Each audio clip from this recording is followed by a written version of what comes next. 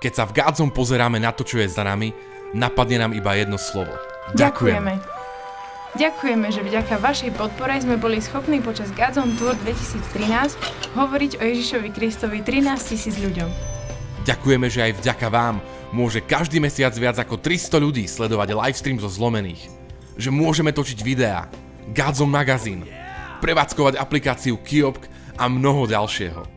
Ďakujeme, že s vašou pomocou môžeme pokračovať v ohlasovaní evanjelia po celom Slovensku a že sme sa cez Godzone Mission osobne stretli už s viac ako 1500 ľuďmi.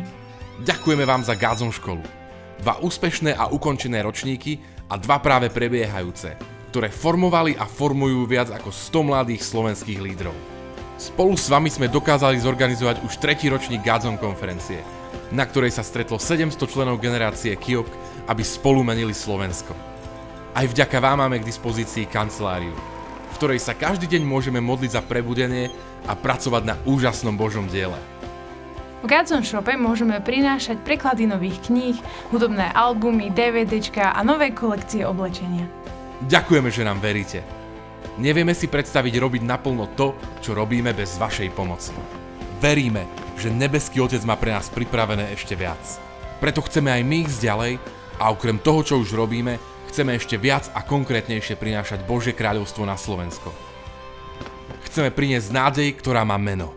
No to nie je možné bez ľudí, ktorí sa za nás postavia a stanú sa našimi spolupracovníkmi.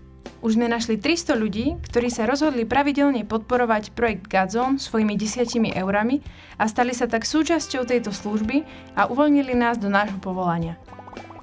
Ak chceme pokračovať v tejto vízii a naďalej budovať generáciu, ktorej ide o Božie kráľovstvo, potrebujeme ísť ďalej aj finančne. Hľadáme ešte 200 z vás.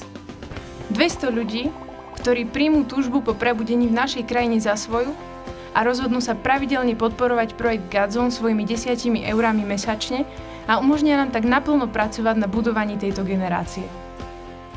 Veríme, že nám ide o rovnakú vec. Idete do toho s nami?